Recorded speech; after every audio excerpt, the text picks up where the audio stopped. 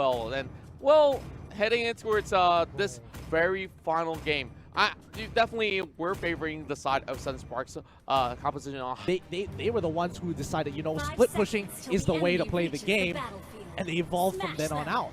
That's right, and now we're heading into this very final game. And wow, how would this be even possible? And well, when we talk about that Baodang coming into play here, and the possibilities of him getting even close to kill VJ is going to be pretty tough to even begin with. So how could they actually play this one? Renzio slowly getting themselves that sort of a proxy towards the side of the bottom side, and now, of course, Sunspark trying to actually focus their sort of forces in towards the top lane as well. Yeah, and I think Baodang is going to be, again, we saw X-Ray on the Leomord the last time. Baodang this time is probably going to be the point of contention for the side of Sunspark as well. But it looks like they want to play around their top side a little bit more to have that numbers advantage and, you know, kind of steal away the smaller camps instead of the buffs.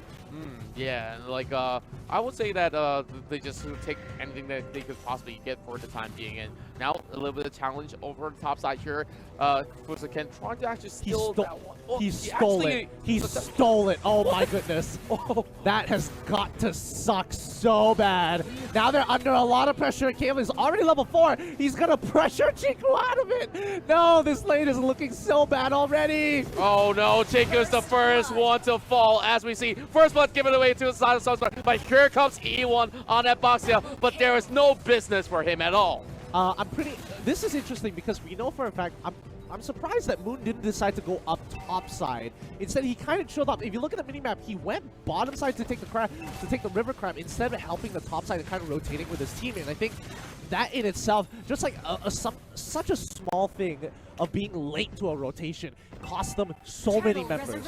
Oh, definitely it was really costly, and we're looking at that sort of a buff loss was already a huge blow to members of Dota, and now having to actually hug by the corners of the turret, and with all 4 members crashing in, well, Sunsparks now having that really great 1k of the difference heading through this game is going to be pretty much well securing themselves this turtle if they were to force out members of Todak. Yeah, and right now Todak is playing a great game so far, but you know, small micro mistakes have cost them a little bit, but I think they should be able to come back. They were able to play from behind last time. I think it shouldn't be too difficult to slowly come back into this. Turtle is going to be going over to Sunspark. Again, they got to keep abusing their advantage, make sure Todak don't have an opportunity to come back. Yeah, and I really love how Renzio is playing this match as well. From even the previous game, I think that Renzio has been pretty much phenomenal in all these games. And for the side of Fuzaken, of course,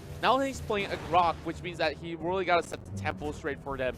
And now already taking a little bit of that chunk of the breaks off of that sort of mid lane tower is going to be pretty effective. And kill VJ.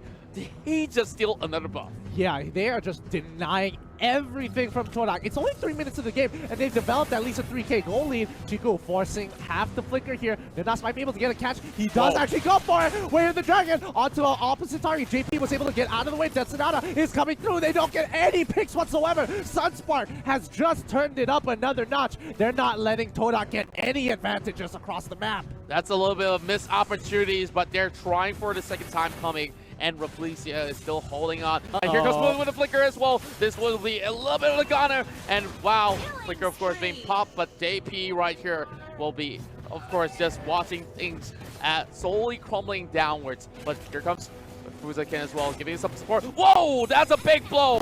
And there goes mega kill for the Granger. Woo, they are getting super far ahead. JP is gigantic. 4 kills under his belt. I think Sunspark is just tired. They haven't even showed their true form just yet.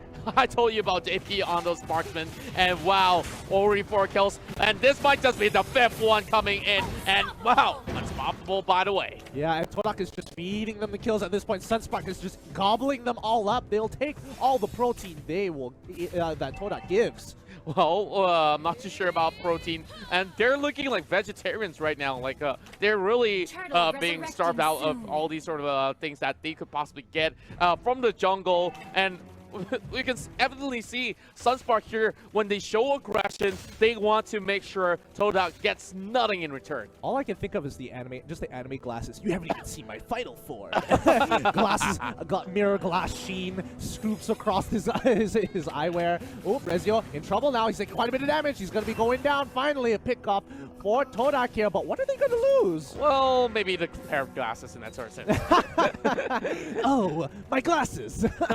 Well, of course, you can actually change it up to actually see their power meters in that sort of sense. But look at that go. One more tower down, and Sunsparks immediately opening up the map, and I'm not even sure if I'm really seeing this correctly.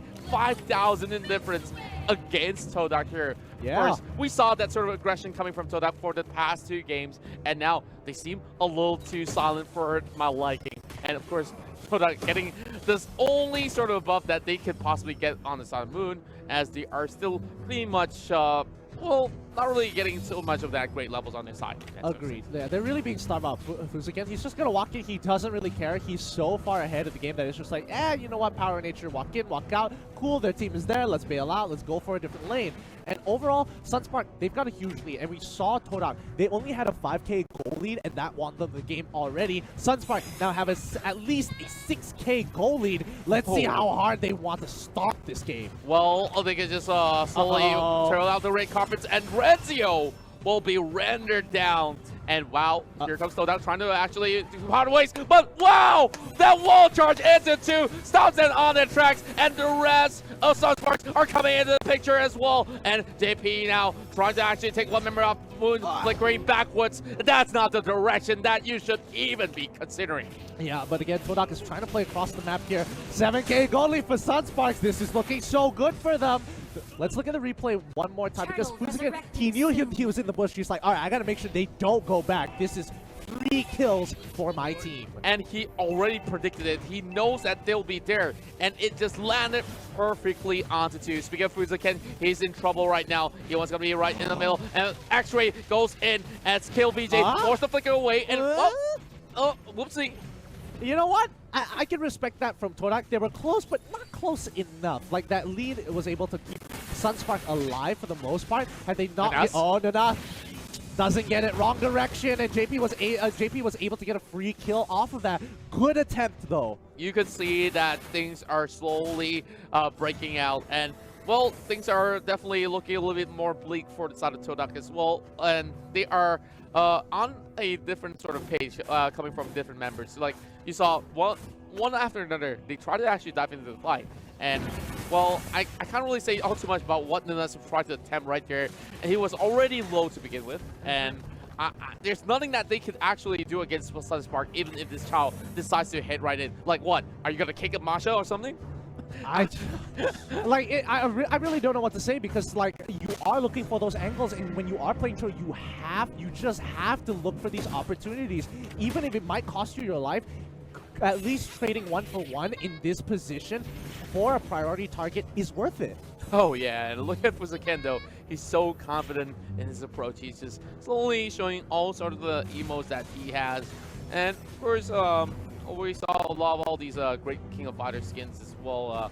If they were to be playing Chao, of course, Nunas, a 0-3-1 right now. Not really the best of stats, as we see Chao slowly falling off the radar here, and Nunas will be heading for a kick. Like I mentioned, there's no point even dealing with the frontliners here, and Fuzaken is just mocking him at his time of fun. Yeah, Destinata even popped as well. Moon is chunked to half. He should be able to heal with no problem whatsoever. But again, Sunspark is so far ahead. 9K already. They have starved out Todak. They are just that anorexic kid in the corner, just looking for anything for themselves to try and get fat. Well, I'm not sure, like, if you have anorexia, you're going to take a long time to even get there to start off with. Unless if they do another miraculous stun to take down this Lord, but no miracles will be happening so far. I mean, you gotta play with the mindset of Nunas. He's trying to make that play, thinking he's fat, even though he really isn't. But now, X-Ray is trying to pull out of the way. Brilliance is already pulled out, but they don't want him to go. Flicker comes out. They're gonna sacrifice. No members lost just now, but Matcha on the back line kills Chico solo